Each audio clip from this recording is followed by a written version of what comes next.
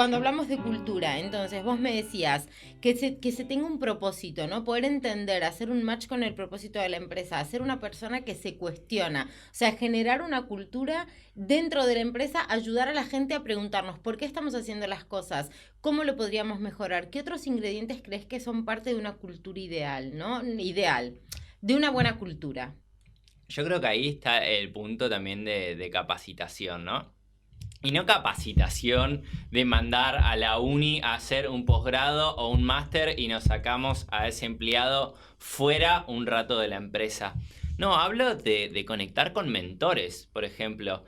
¿Qué persona dentro de esa misma posición tiene una amplia experiencia vital que se dio la cabeza varias veces contra la pared, que normalmente son las personas más senior dentro de la empresa, y que te pueden regalar años de vida? Para mí eso es un concepto muy apasionante, el tema de los mentores. De hecho, fueron los que me ayudaron en algún punto a llegar donde hoy llegué, que tiene que ver con que te están regalando experiencia vital, que te ahorran mucho tiempo, y el tiempo es lo único que no vuelve. O sea, es la única moneda de cambio que es valiosa realmente. Y creo que en las empresas, más que jefes o líderes, que es otro concepto de moda, tenemos que hablar de mentores, gente que realmente te inspire para trabajar. Y ese también es otro punto que creo que la cultura de la empresa tiene que cambiar, y que no llegaste a ser jefe porque llevas 20 años en la empresa y sos amigo de X. Llegás porque realmente inspirás a otros, porque realmente sos un mentor para las personas que te siguen, porque realmente querés dejar huella. Entonces las personas que tenemos liderando posiciones, ¿están armando el camino para irse? ¿Realmente? Si ellos se van 3 semanas de vacaciones, ¿se prende fuego la empresa o todo sigue perfectamente? De nuevo, volvemos a conectar con la creencia de los miedos. Pero bueno, creo que es hora de cuestionarnos estas cosas dentro de la empresa, porque como vos decís, hay una generación, dos generaciones de hecho, ahora hablamos de los millennials, pero la generación Z, que nació después del 97, que es mi generación, es la que está entrando al mercado laboral. Y de alguna manera demandan estas cosas. Cuando hablamos de por qué un millennial o alguien de la generación Z se va de la empresa a los 2 o 3 años, nos tenemos que cuestionar qué está pasando ahí. Porque normalmente no se van de la empresa porque tienen poco compromiso o porque no creen. Es porque alguien les ofreció algo que los conectó más desde el corazón, y muchas veces para ganar menos de lo que estaban ganando. Entonces, creo que por un lado es una buena noticia, porque tenemos que entender que el dinero para una generación no es una moneda de cambio, sino que tiene que ver con qué estilo de vida me permite tener la empresa a la que voy a tener, qué aprendizaje me va a dejar. ¿Y vos personalmente qué visión tenés de esto de que hoy los tiempos que uno pasa en una empresa son cada vez más cortos? ¿Te parece que es sano tener una rotación constante? ¿Qué mirada tenés al respecto? A mí me gusta crear vínculos a largo plazo, pero creo que lo que está en cuestión es qué es el largo plazo hoy en día, ¿no? Hablamos normalmente de personas que antes el largo plazo eran 30, 20 o 10 años. Y creo que ahora algo que puede conectar toda la audiencia es este tema de la pandemia. Con la pandemia a largo plazo son 3 meses Mm. o 6, cuanto mucho. Ya si lográs planificar a 6 meses, sos un genio. Y aparte, los managers están. Yo siempre uso esta anécdota para cuando me preguntan cómo se siente estar liderando una empresa en tiempos de pandemia, ¿no? Yo digo, es como estar liderando el Titanic entre icebergs que están ahí y de repente un tsunami que te viene y vos tenés que ir surfeando esa ola con un montón de gente que de alguna manera tiene una vida, tiene una familia, etcétera, y es tu responsabilidad. Entonces, creo que el desafío es pensar de nuevo en la cuestión del tiempo. ¿Qué es el largo plazo hoy? Entonces, quizás somos conscientes que 3, 4 o 5 años es un montón de tiempo y cambiamos la perspectiva sobre eso. Tal cual. Eso es un poco lo que yo pienso. Para mí 3 años es una eternidad realmente. Qué interesante lo que decís. Algo que a mí me llama la atención es, yo tengo esta mirada, ¿no? O sea, independientemente de cuánto tiempo una persona pase trabajando para tu empresa, trata de aportar muchas más cosas a su vida, que el recuerdo sea increíble. Hoy es un empleado, mañana puede ser un cliente, puede ser un socio, o sea, no sabes, entonces ya tenemos que ir un poco más allá, ¿entendés? Entonces, por eso me intriga tanto y me interesa tanto este tema de cómo hago para que la persona que pasó por mi empresa y que ya no está, pueda decir el día de mañana, fomentaron en mí la creatividad. Entonces, recapitulo un poco, hablamos de que se siente que perteneció a una organización en donde se compartía un propósito, en donde le enseñaron a cuestionarse, en donde lo capacitaron. ¿Qué otras cosas crees hoy que demanda el mercado laboral para poder decir, tengo un buen recuerdo y el día de mañana, o sea, puedo decir, me formaron no solo como profesional, sino también como persona? Mira, esto va a sonar muy naif. Ok. Soy consciente de esto. Pero es tener colaboradores felices. De hecho, ahora se pusieron de moda los directores de felicidad, ¿no? Dentro de las organizaciones. Pero realmente creo que la felicidad es parte y clave de esto. Y el otro día charlaba con una persona que fue director de grandes grupos multinacionales durante los 90s y el 2000. Y él me decía, los grandes avances dentro de las empresas que nosotros tuvimos fue cuando le dejamos a la gente que jugara. Yo le digo, ¿cómo que jugara? Sí, que no se tomara tan en serio las cosas, que se divirtiera, que se la pasara bien, que hicieran bromas, que compartieran tiempo, que no todo sea responsabilidad, trabajo, deadline, bla, bla, bla. Sentido del humor es uno de nuestros valores. Sí, es clave. Es clave. Pero pará, te voy a decir algo. Acá es un poco polémico. Bueno, al menos mi mirada es de la Sí. psicología, porque, vale, yo puedo, como equipo de people o como empresa o como manager, sea o lo que sea, ocuparme de que la gente esté feliz. Pero hasta un cierto punto, o sea, es como, también necesito contratar gente que ya se sienta feliz con su vida, que no espere que sea el trabajo el que le dé todo lo que necesita, ¿no? O sea, tanto tengo yo la responsabilidad como empresa de hacer cosas para que la gente esté feliz, como cada quien tiene la responsabilidad de levantarse cada día y preguntarse, ¿no? O sea, estoy teniendo la vida que quiero. Una pregunta básica de cada, no sé si cada mañana, pero cada tanto hacétela, ¿no? ¿Es esta la vida que quiero? ¿Es este el trabajo que quiero? Mis amigos, o sea, Totalmente, pero ¿sabes dónde empieza eso en la contratación? Al final volvemos a lo mismo. Si vos haces una contratación basada en actitudes y las aptitudes las dejás un poquito de lado, te vas a dar cuenta en la actitud que tiene esa persona. Hay gente que se levanta todos los días motivadísimo, que sale con una sonrisa, que va con la vida con una sonrisa. Y obviamente que hay días malos y días buenos. sí, bueno. Pero el punto es, la mayoría de tus días, ¿cómo son? Y ahí conectamos con un punto que fue una de las certificaciones que yo hice en Wharton, que tenía que ver con la psicología de la felicidad, ¿no? Y esto obviamente tiene una investigación científica detrás muy fuerte, y conecto con otro autor de un libro que se llama Flow, que tiene que ver con fluir. Y es muy loco el concepto de cuando estamos fluyendo, porque fluir implica no emocionalidad. Implica que estás tan conectado con lo que estás haciendo, con tu pasión, que no sos consciente del tiempo, no sos consciente de tu emocionalidad, y la felicidad llega después. Llega cuando terminaste el trabajo, te diste cuenta de todo lo que te avanzaste, no fuiste consciente de eso y decís, wow. Y ahí llega la felicidad. Entonces es muy loco porque tiene que ver con, de alguna manera, generar el ecosistema y el ambiente para que eso pase. Creo que esa es la responsabilidad de la empresa, generar ecosistemas y ambientes para que la gente pueda fluir y en consecuencia ser feliz. Y por el otro lado, es responsabilidad de los empleados y de las personas hacerse cargo de su actitud, hacerse cargo de su mirada de la vida, de ir a un coach, a la psicóloga, a donde quieran ir, para trabajar en sí mismos. Entonces, la responsabilidad es compartida. Coincido con vos 100%. Yo hay una frase que uso mucho cuando hablo con la gente en la oficina y demás, y es, a ver, no sos un árbol. O sea, si hay algo en tu vida que no te gusta, movete, porque del cielo lo único que cae es la lluvia. O sea, Sí. salí al mundo a buscar lo que quieras de él, porque no va a llegar, no te va a tocar el timbre, la oportunidad de tu vida. Hola, acá yo soy el amor de tu vida, soy el trabajo de tu vida. No, o sea, esas No. cosas no pasan.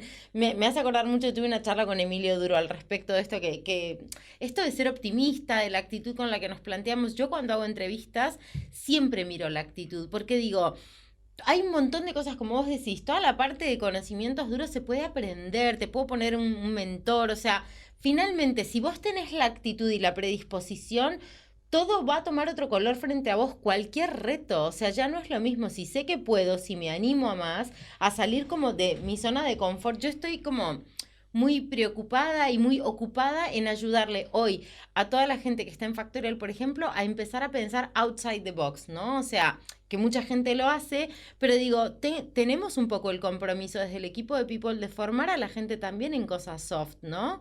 Me gustaría saber, ya que venís de una escuela de creatividad, ¿qué tips podemos dar a un HR manager para formar a la gente, para ayudar a que la gente pueda pensar por fuera de la caja, ¿no? A ver, primero para pensar fuera de la caja, y suena obvio y evidente, pero es dejar de hacer lo mismo todos los días. Entonces, ahí por ejemplo hay un caso ya muy conocido que es el de Google, que es su 20% del tiempo para que la gente piense. De hecho, nosotros en la escuela uno de los lemas que tenemos es pensar o morir. Pero realmente es para pensar, no es te doy 20% de tu tiempo, que podría ser tranquilamente 1 hora al día para que vayas y estés jugando con el móvil o haciendo otra cosa. Entonces, si nosotros damos ese espacio de tiempo a la creatividad y, por ejemplo, una herramienta muy práctica que puede tener alguien en recursos humanos es fomentar espacios de co-creación donde agarrás a una persona de cada área de tu empresa súper distinta, planteas una consigna puntualmente y le das 1 hora de tiempo para que co-creen, para que piensen, para que saquen una idea. Después llegás, mirás ese pizarrón y flipás de lo que hay ahí. Pero claro, si uno no favorece de nuevo el ecosistema para que eso pase, es muy difícil, aunque hay perfiles que son los intraemprendedores, que se planteen esta cuestión de alguna manera el conectar distintas áreas de la empresa que aparentemente no tienen nada que ver para un propósito en particular.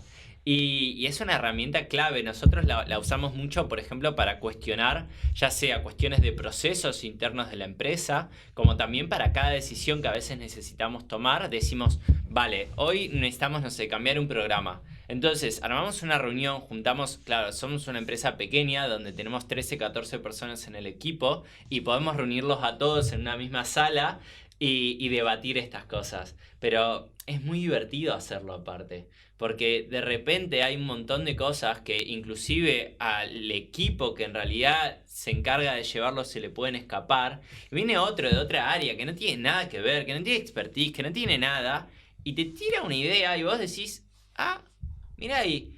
Y así por accidente, si buscamos casos, hay un montón de cosas que surgieron muy interesantes en el mundo. Ni hablar, Por la historia de la humanidad.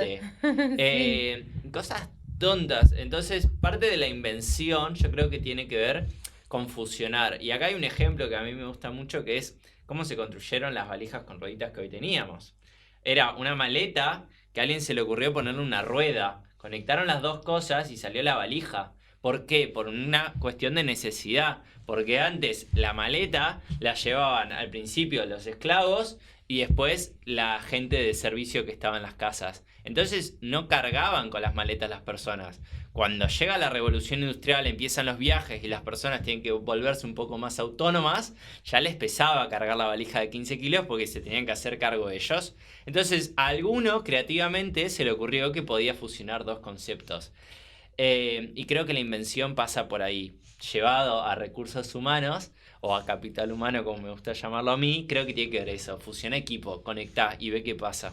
Flipo con las cosas que me decís con la edad que tenés. Me encanta escucharte. Aparte, me parece súper interesante porque voy dimensionando qué es lo que necesita también el mercado laboral hoy. O sea, bueno, vos estás en una posición distinta, pero los chicos de tu edad que están buscando trabajo. Me dejas muchas cosas claras.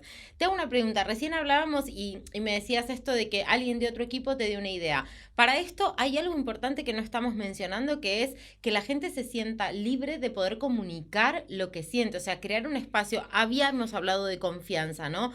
Pero confianza en todo sentido. Entonces, que yo sienta que lo que voy a decir esté bien o esté mal, que no exista ni siquiera el concepto, ¿no? De que esté bien o esté mal. Que yo me sienta libre de poder dar mi opinión al respecto de lo que sea y que sea una opinión bien recibida. Después vemos a dónde genera valor esto, ¿no? Yo soy medio radical en ese punto y siempre en mis charlas y cuando daba capacitaciones en recursos humanos le decía, eliminen la palabra fracaso del vocabulario, es aprendizaje, todo es aprendizaje. Pero claro, es un cambio cultural muy importante esto llevarlo a la práctica.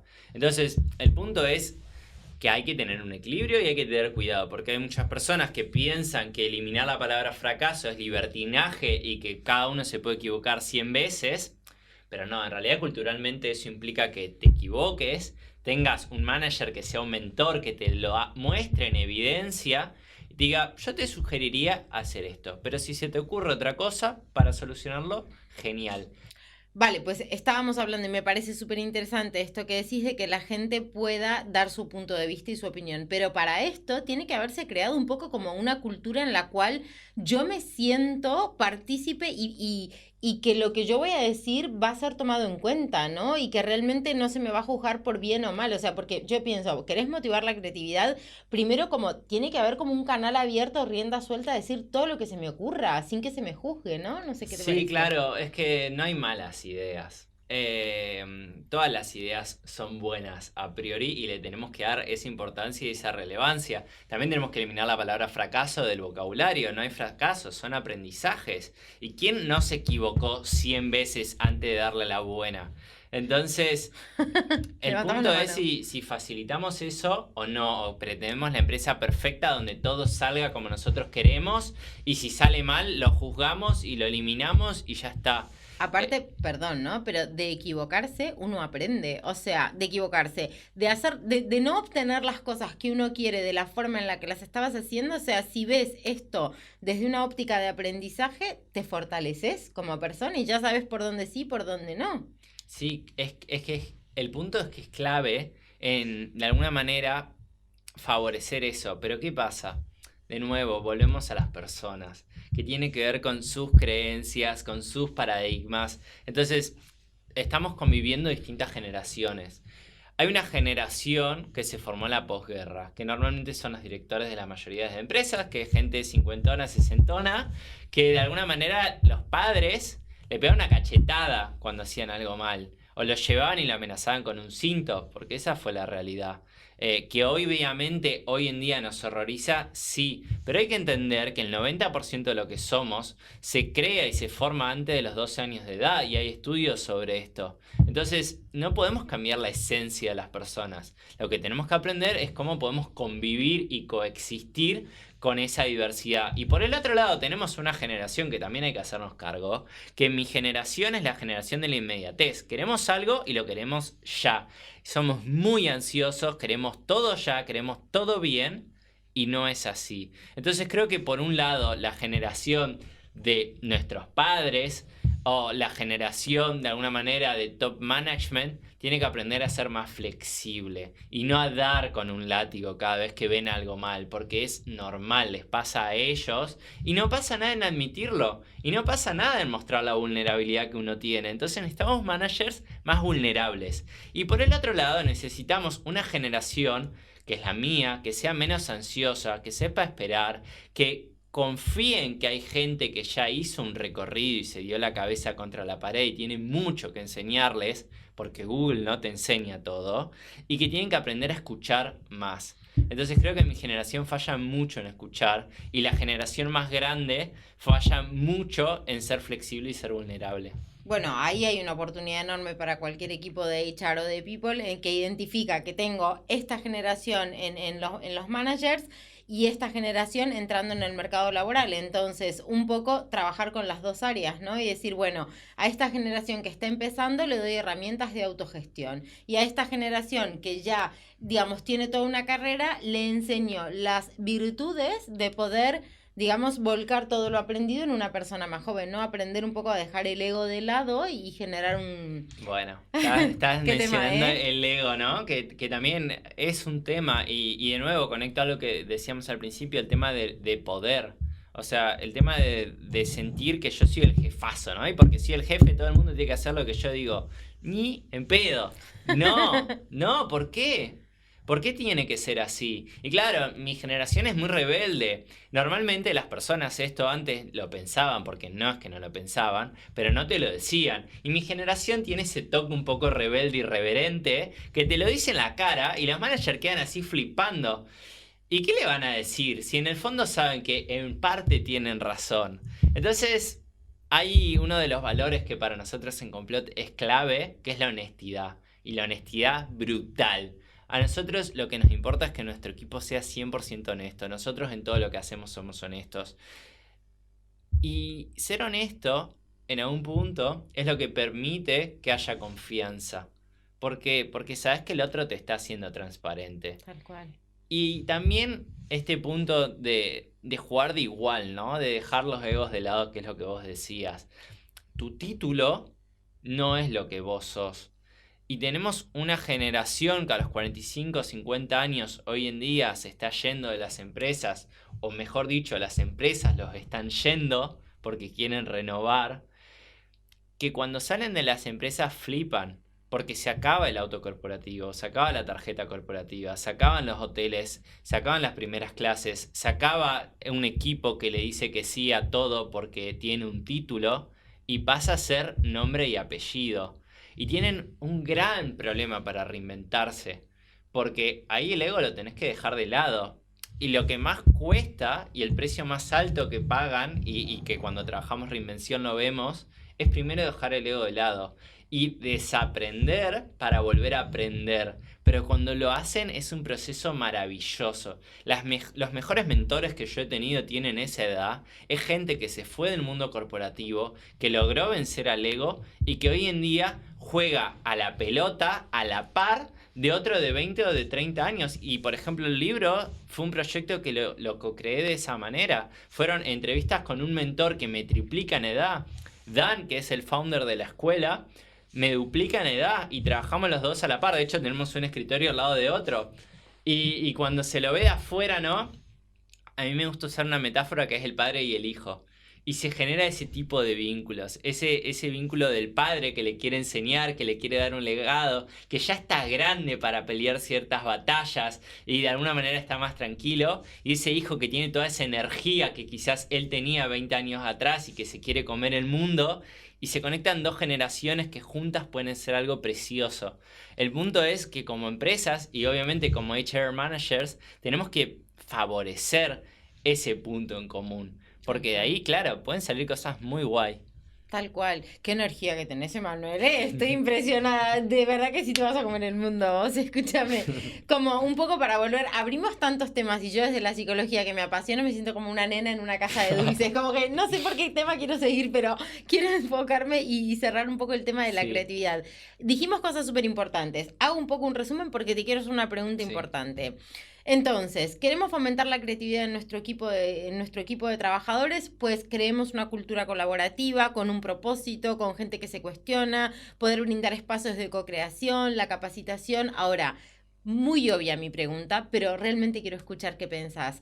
Los beneficios de hacer esto son enormes. En tu experiencia, ¿cuáles decís que son estos beneficios? Yo creo que, por un lado, para la persona, es que si realmente estás en un ecosistema como el que charlamos, no te van a dar ganas de irte nunca de la empresa. Y es lo que, por ejemplo, intenta crear Facebook, Google, haciendo que la gente pueda dormir ahí, haciendo que coman ahí, dándole todo. ¿Por qué? Porque es un ecosistema tan grande que podés hacer de eso tu vida. Podés tener ahí tu pareja, podés ir al gimnasio, podés divertirte, podés trabajar. Entonces, de alguna manera, se termina conectando mucho tu propósito con el propósito de la empresa y ambos ganan. Es la famosa relación win-win.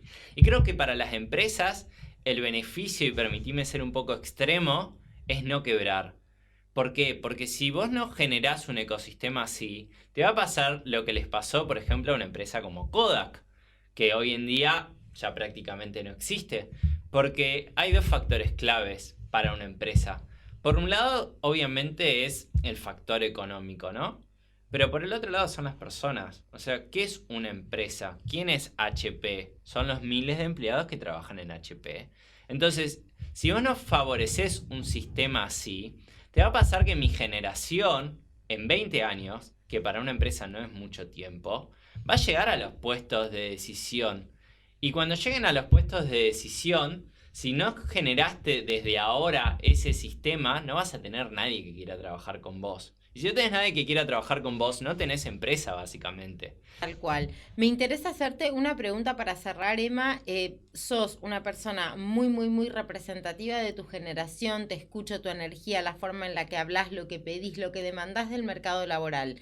Entonces, considerando que un montón de HR managers nos escuchan, me quedó clarísimo qué tenemos que hacer para fomentar la creatividad. Para cerrar, me gustaría saber, ¿qué 3 cosas crees que son las más importantes para vos o para tu generación hoy de cara a aceptar un trabajo? Por un lado, creo que es tener una visión muy clara de la empresa y de quienes lideran a esa empresa. Es decir, conocer el lugar donde vamos a trabajar. Por el otro lado, compatibilizar vidas. Es decir, que la empresa dé la suficiente flexibilidad para que nuestra vida privada coincida con la vida profesional, porque en realidad somos seres humanos y somos todo, no existen 2 personas disasociadas. Y por el otro lado, en tercer lugar, creo que tiene que ver muchísimo con la capacidad de crecimiento que puedes tener y aprendizaje dentro de esa empresa. Si tuviera que resumirlo en 3 grandes puntos, diría que estos 3 son claves, al menos para mi generación y lo que yo charlo con ellos, que necesitan escuchar de una empresa. Y por eso muchos eligen trabajar más en startups o empresas pequeñitas que en una empresa multinacional donde son un número más. Tal cual. Emma, gracias. No, gracias. Me a encantó. Vos. Un gusto. Me encantó. Muchísimas gracias. Si les interesa algún tema en particular, no duden en escribirnos y por favor no olviden suscribirse a la campanita. Muchas gracias.